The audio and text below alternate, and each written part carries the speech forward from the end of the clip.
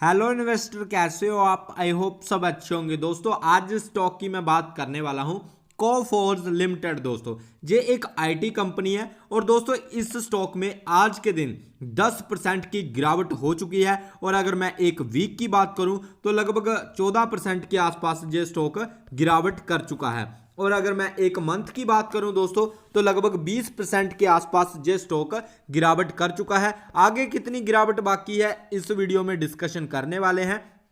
और दोस्तों अगर आप इस स्टॉक में इन्वेस्ट करने की सोच रहे हो, क्या ये सही टाइम है या फिर आप इसमें ऑलरेडी इन्वेस्टेड हो, तो क्या आपको रुकना चाहिए, निकल जाना चाहिए? अगर आप होल्ड करके बैठे हुए हो तो भी ये वीडियो आपके लिए काफ़ी ज़्यादा इंपॉर्टेंट होने वाली है। दोस्तों मैं कुछ कंडीशंस जहां पर सेट की हुई हैं, कुछ मेरा क्राइटेरिया है। अगर ये स्टॉक उनको फुलफिल करेगा तो मेरे लिए इसका व्यू पॉजिटिव रहेगा। अगर ये उनको फुलफिल नहीं करेगा तो मेरे लिए इसका जो व्यू है वो नेगेटिव रहने वाला है दोस्तों, ठीक है।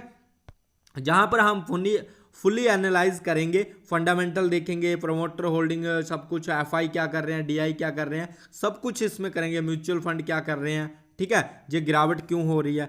बाकी दोस्तों जहां पर बात करेंगे किसी भी स्टॉक में अगर प्रोमोटर की होल्डिंग नहीं हो ना तो दोस्तों मैन्युपुलेशन के चांसेस हमेशा रहते हैं। क्यों? क्योंकि एफआई जब माल बेचना स्टार्ट करते हैं तो वो स्टॉक को नीचे लेकर आते हैं, ठीक है। आपको देखो गिरावट के कई कारण आपको बता दिए जाएंगे कि भाई क्वार्टरली रिजल्ट आए हैं, क्वार्टरली 4 के रिजल्ट आए हैं, ठीक है, फिर ऐसा है वैसा है, ये अच्छा नहीं है, वो अच्छा नहीं है, ये अच्छा है, जो वो अच्छा नहीं, आपको कई कुछ बताया जाएगा। पर आपको एक बात समझनी है, जब कोई बड़ा प्लेयर माल को बेचता है ना तो वो शेयर को नीचे लेकर आता है ताकि फिर से उसमें इन्वेस्ट किया जा सके। तो जहां पर अगर आप जहां पर होल्डिंग देखें ना दोस्तों कि सबसे ज़्यादा शेयर होल्डिंग पैटर्न किसका है, अगर आप देखोगे जहां पर म्यूचुअल फंड का सबसे ज़्यादा होल्डिंग पैटर्न है, एफआई का 35% जो सिलेक्शन है, जहां पर 35% होल्डिंग एफ फॉरनर इंस्टीट्यूशन के पास है, 41% होल्डिंग म्यूचुअल फंड के पास है, डीआई के पास 12% के आसपास है। रिटेल प्रमोटर तो भाग चुके हैं, इस स्टॉक से निकल चुके हैं, ठीक है। तो दोस्तों अगर किसी बड़े प्लेयर ने जहां पर माल बेचना स्टार्ट किया, जैसे मान लो म्यूचुअल फंड ने अपनी होल्डिंग को बेचना स्टार्ट किया, तो कहीं ना कहीं दोस्तों खरीदेगा कौन? जा तो डीआई खरीदेगा, जा तो रिटेल खरीदेगा, जा तो एफआई खरीदेगा। पर जहां पर अभी एकदम से नहीं खरीदेगा, कहीं ना कहीं रिटेल जहां पर ऊपर ज्यादा फंसते हैं, एफआई क्या करते हैं, जैसे प्राइस नीचे आता है तब खरीदना स्टार्ट करते हैं, और जो म्यूचुअल फंड भी फिर से दोबारा से खरीद लेते हैं, अपना प्रॉफिट बुक करके फिर से इस तरह से इसको चलाया जाता है, ठीक है। आप जहां पर देखोगे वोलेटिलिटी के चक्कर में जो कोफोर्ज है वो सबसे ज्यादा है आईटी कंपनियों में, ठीक है। मैं आगे कंपैरिजन बताने वाला हूं। तो दोस्तों मेरी फर्स्ट कंडीशन क्या रहने वाली है, ठीक है, मुद्दे की बात करेंगे। मेरी फर्स्ट कंडीशन क्या है? मेरी फर्स्ट कंडीशन है कि स्टॉक का जो प्राइस है बढ़ते क्रम में होना चाहिए। क्या आपको जो स्टॉक का प्राइस बढ़ते क्रम में नजर आ रहा है?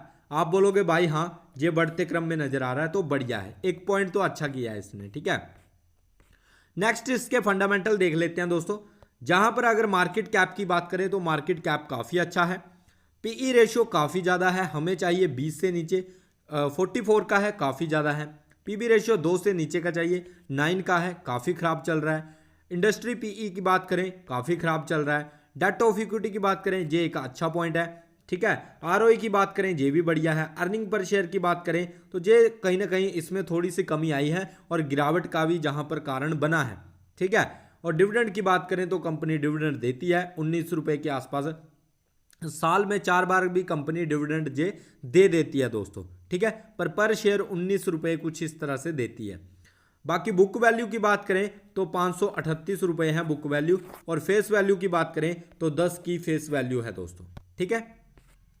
अब बात करेंगे जहां पर होल्डिंग का, तो आपको पता चल ही गया है कि भाई कितनी होल्डिंग किसके पास है। बाकी हम देखेंगे फाइनेंशियल कंडीशन दोस्तों, ठीक है। अगर मैं रेवेन्यू की बात करें, रेवेन्यू में ग्रोथ देखने को मिल रही है। प्रॉफिट की बात करूं तो प्रॉफिट में ग्रोथ देखने को मिल रही है। नेटवर्थ की बात करें तो नेटवर्थ में भी ग्रोथ देखने को मिल रही है, ठीक है। तो फिर चक्कर क्या है, जो स्टॉक गिर क्यों रहा है, इस पर भी बात करेंगे दोस्तों।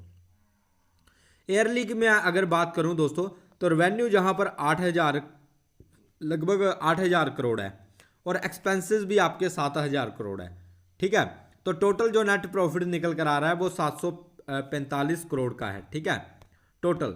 और अगर मैं बैलेंस शीट की बात करूं तो कंपनी के पास टोटल एसेट कितने हैं, 5,683 टोटल एसेट है। और लाइबिलिटीज़ की बात करें तो 2,513 जहां पर लाइबिलिटीज़ हैं दोस्तों।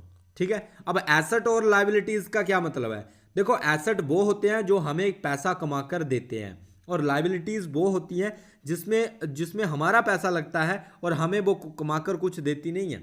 ठीक है, उसमें हमारा पैसा जाता है। तो लाइबिलिटीज़ हमेशा कम होनी चाहिए और आपका जो है एसेट है हमेशा ज़्यादा होने चाहिए। ठीक है, तब बात बनती है। तो इस स्टॉक में वैसा तो देखने को मिल रहा है, तो ये भी एक बढ़िया संकेत है दोस्तों। ठीक है, बाकी अगर कैश फ्लो की बात करें तो 123 का जहां पर कैश फ्लो भी देखने को मिल रहा है, जो कि एक पॉजिटिव साइन है दोस्तों। ठीक है, हालांकि जो गिरावट का कारण है, investing activities cash flow negative चल रहा है और फाइनेंशिंग एक्टिविटीज़ कैश फ्लो ये भी नेगेटिव चल रहा है। ठीक है, तो ध्यान में रखना।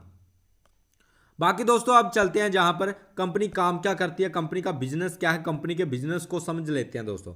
फिर बात करेंगे कि इसमें इन्वेस्ट करना चाहिए या नहीं करना चाहिए। कोफोर्ज एक आईटी सेवा कंपनी है जो एंड टू एंड सॉफ्टवेयर समाधान और सेवाएं प्रदान करती है। जो शीर्ष 20 भारतीय सॉफ्टवेयर निर्यातकों में से एक है। ठीक है, बढ़िया बिजनेस है।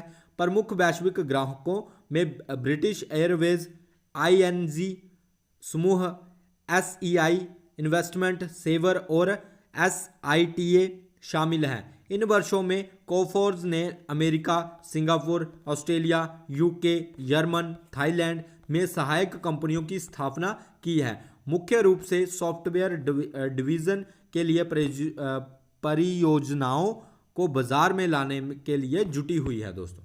ठीक है, तो देखा जाए तो जैसे आपकी इन्फोसिस है वैसे ही वो भी एक आईटी कंपनी है, ये भी एक आईटी कंपनी है, तो बढ़िया है। ठीक है, बाकी दोस्तों जहां पर अगर बात करें पित्रोस्की स्कोर की, सबसे ज़्यादा इंपॉर्टेंट पित्रोस्की स्कोर 5 का है दोस्तों। तो लॉन्ग टाइम के हिसाब से आप इन्वेस्ट कर सकते हो। लॉन्ग टाइम के हिसाब से अगर आप जहां पर 5 साल का सोच रहे हो, 10 साल का सोच रहे हो, ठीक है, 3 साल का सोच रहे हो, तब आप इसमें इन्वेस्टमेंट कर सकते हो। अगर आप शॉर्ट टर्म के लिए सोच रहे हो तो आपके लिए कहीं ना कहीं दिक्कत ये दे सकता है दोस्तों। ठीक है, इंटरेस्टिंग वैल्यू की बात करें तो लगभग 2,442 जहां पर जो है इंटरेस्टिंग वैल्यू देखने को मिल रही है।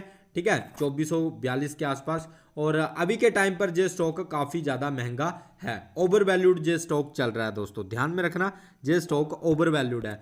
नेक्स्ट है दोस्तों स्कोर कार्ड की बात करें तो परफॉर्मेंस एवरेज है, वैल्यूएशन हाई है, ओवर वैल्यूड जे स्टॉक चल रहा है। अभी भी जे स्टॉक महंगा है, ध्यान में रखना, सस्ता नहीं है जे स्टॉक। जे मत सोचना कि 20% की गिरावट हो गई और जे स्टॉक सस्ता हो गया, ऐसा नहीं है। अभी भी जे महंगा है स्टॉक, अभी भी गिरावट के चांसेस बने हुए हैं दोस्तों।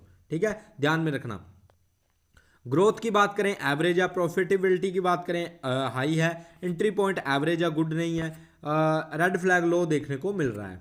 ठीक है, इनकम स्टेटमेंट की बात करें तो lower than industry EBITDA margin negative चल रहा है दोस्तों।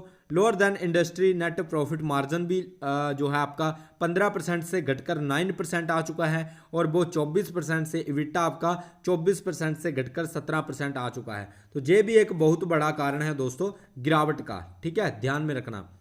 बाकी कंपनी पर कर्ज नहीं है। Current ratio, industry current ratio काफ़ी अच्छा है। ठीक है, उसमें कहीं ना कहीं बढ़त हुई है। बाकी कैश फ्लो जो है आपका higher than industry, free cash flow growth भी अच्छी हो रही है। ठीक है, बाकी दोस्तों जहां पर अगर वैल्यूएशन की बात करें, मतलब टेक्निकल देखा जाए कि वोलेटिलिटी किस स्टॉक में ज़्यादा है, देखो ये इसके कंपैरिजन में स्टॉक है। जैसे आप जानते होंगे टाटा, ठीक है, TCS, फिर इन्फोसे, इन्फी, फिर HCL टेक्नोलॉजी, तो इनमें दोस्तों वोलेटिलिटी काफ़ी कम है।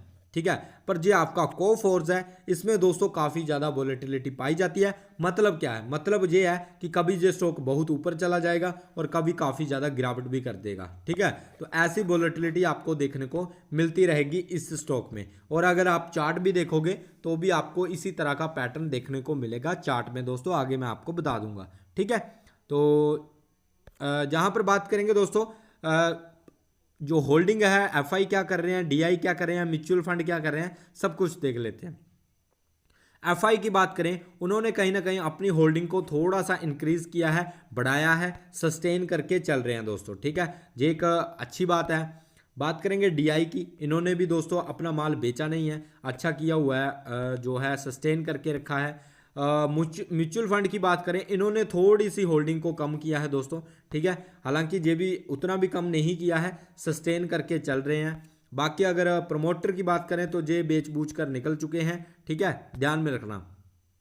बाकी अगर बात करें रिटेल की, तो रिटेल डर के मारे जहां पर बेच रहा है, ठीक है, रिटेल की होल्डिंग दिन प्रतिदिन कम होती जा रही है दोस्तों, ठीक है। बाकी डीआई, एफआई, म्यूचुअल फंड ये अपना माल होल्ड करके बैठे हुए हैं दोस्तों, ठीक है। जहां पर बात करेंगे डिक्रीज्ड म्यूचुअल फंड होल्डिंग, ठीक है, इसमें कौन कौन से म्यूचुअल फंड हैं? HDFC mutual fund, Kotak emerging equity scheme, direct plan growth, ठीक है, यूटीआई फ्लैक्स कैप, ठीक है ना। तो ये सभी के सभी जो है इसमें इन्वेस्ट करके रखे हुए हैं। बाकी अगर दोस्तों डिविडेंड की बात करें तो मई मंथ को भी ये डिविडेंड अपना अनाउंस करने वाली है, उसमें अनाउंस किया है मई मंथ में भी, इस मंथ में आपको डिविडेंड कंपनी देगी। बाकी फरवरी में भी डिविडेंड दिया था, फिर अच्छा डिविडेंड देती है, मतलब 19 रुपये पर शेयर के हिसाब से, पर काफ़ी ज़्यादा बार ये डिविडेंड देती है, साल में 2-3-4 बार जो है कंपनी डिविडेंड दे देती है दोस्तों, ठीक है। अब चलते हैं दोस्तों कंपनी के चार्ट पर, कि कंपनी में जहां पर क्या है। देखो चार्ट में वोलेटिलिटी कितनी है, देखो आप पूरी तरह से नीचे को आ रहा है। अगर आप 5 साल की बात करो, जहां ऊपर गया फिर गिरावट, फिर जहां पर सस्टेन किया फिर गिरावट।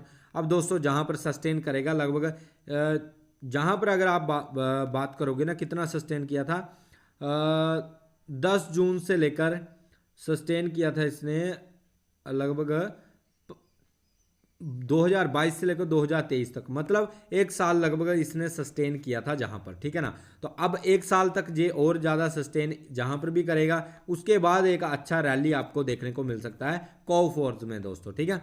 बाकी दोस्तों इन्वेस्ट करना है कर सकते हो, बढ़िया है, मौका मिला है, बढ़िया कंपनी है, बिजनेस अच्छा है, एफआई अच्छी होल्डिंग है, डीआई की अच्छी होल्डिंग है, ठीक है ना। तो ट्राई कर सकते हो। मेरे लिए इसका जो व्यू है वो पॉजिटिव ही है, ऐसा नहीं है नेगेटिव है, बढ़िया कंपनी है, ठीक है। बाकी दोस्तों अगर वीडियो अच्छा लगा है लाइक करना, चैनल को सब्सक्राइब कर लेना। मिलते हैं नेक्स्ट वीडियो में।